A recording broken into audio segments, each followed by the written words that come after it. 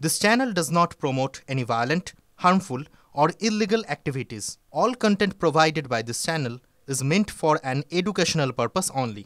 শিলিগুড়িতে ফের এটিএম লুটের চেষ্টা। খড়িবাড়িতে রাষ্ট্রায়ত্ত ব্যাংকের রক্ষীহীন এটিএম এ লুটেরাদের হানা।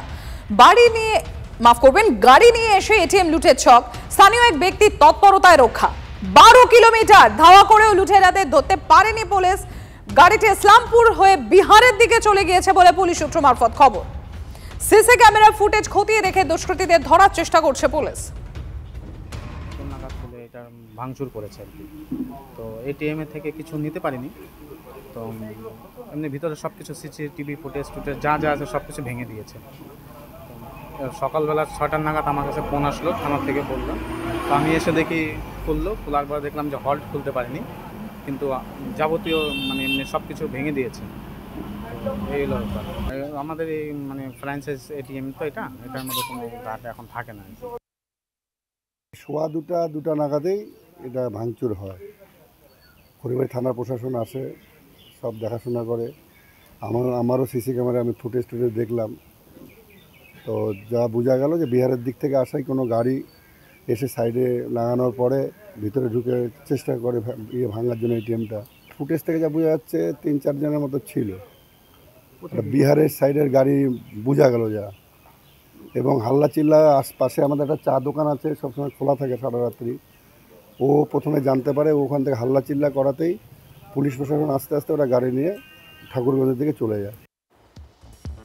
আর এই বছরের শুরু থেকে বেশ কয়েকটি এটিএম লুটের ঘটনা ঘটেছে এবং তার মধ্যে কয়েকটিতে তো ভিন্ন রাজ্যের যোগও পাওয়া গিয়েছে।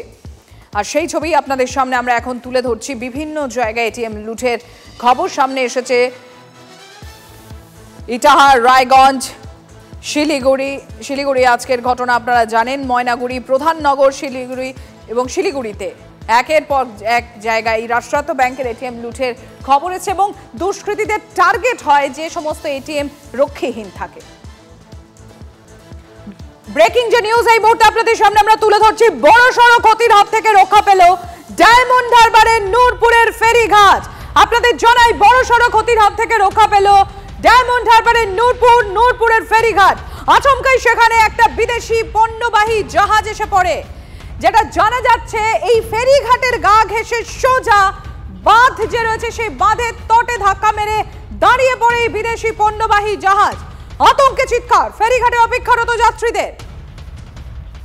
জাহাজটি পানামা থেকে কন্টেনার ভর্তি পণ্য নিয়ে কলকাতার খিদিরপুর যাচ্ছিল, আর সেই সময় বিপত্তি। শুভেন্দু রয়েছেন আমার সহকর্মী আমাদের সঙ্গে। শুভেন্দু, ঠিক কি ঘটেছিল তখন আর এখন কি অবস্থা? দেখো, এখন অবস্থা একেবারে কিন্তু স্বাভাবিক, যেহেতু ঘটনাটা হচ্ছে গত মঙ্গলবারে সুন্দরবনের দিক থেকে কন্টেনার বোঝাই একটি বিদেশি জাহাজ, যার নাম হচ্ছে এক্সো লাকি। এই জাহাজটি পানামার বলে জানা যাচ্ছে। এই জাহাজটি গত মঙ্গলবার দুপুর 12:57 নাগাদ হুগলি নদী হয়ে খিদিরপুরের দিকে যাচ্ছিল এবং এই জাহাজের মধ্যে কন্টেনার ভর্তি পণ্য ছিল। আচমকা ডায়মন্ড হারবার থেকে নূরপুর যাওয়ার সময় এই হুগলি নদী বেশ কিছুটা এলপেটান হয়ে রয়েছে, ফলে দিক নির্ণয় করতে না পেরে আচমকাই নূরপুর ফেরিঘাটের দিকে একেবারে সোজা চলে যেতে থাকে। সেই সময় জাহাজের চালক নূরপুরের জেটিঘাট থেকে কাটিয়ে কোনো রকমে একেবারে হুগলি নদীর তটে গিয়ে ধাক্কা মেরে দাঁড়িয়ে যায়।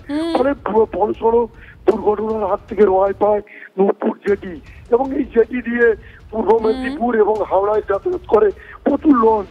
প্রত্যেক দিন হাজার হাজার নিত্যযাত্রী যাতায়াত করে। ক্ষয়ক্ষতির পরিমাণ কিছু জানা গিয়েছে শুভেন্দু?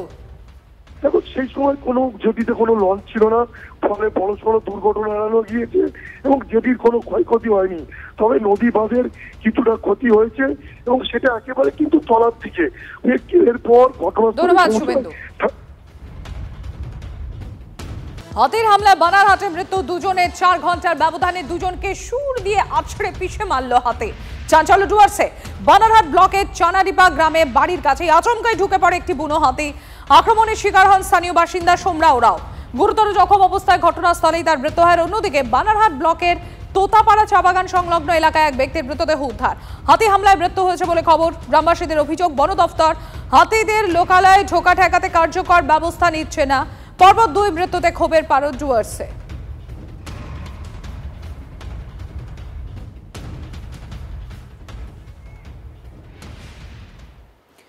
বাবাকে হারালেন লিয়েন্ডার পেজ। প্রয়াত অলিম্পিক্সে ভারতকে পদক দেয়া ওয়েস্ট পেজ। কৌস্তব রয়েছেন আমাদের সঙ্গে। কৌস্তব, খুব স্বাভাবিকভাবে ক্রীড়া জগতে শোকের ছায়া ওয়েস্ট পেজের চলে যাওয়াতে। অবশ্যই দেখো, দীর্ঘদিন ধরে বার্ধক্যজনিত রোগে ভুগছিলেন এই ওয়েস্ট পেজ।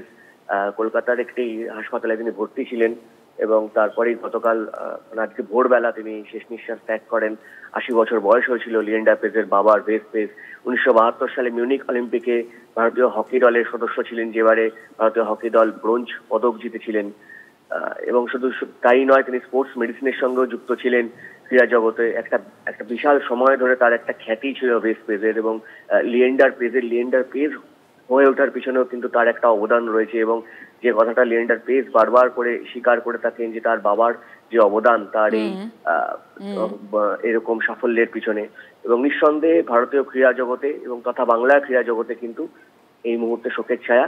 এবং ওয়েস্ট পেজ মারা যাওয়ায় তার শেষকৃত্য কিন্তু কবে সম্পন্ন হবে এখনই বলা যাচ্ছে না, কারণ তার মেয়েরা দেশের বাইরে রয়েছেন, তারা ফিরবেন, তার দেহ সংরক্ষণ করে রাখা হবে।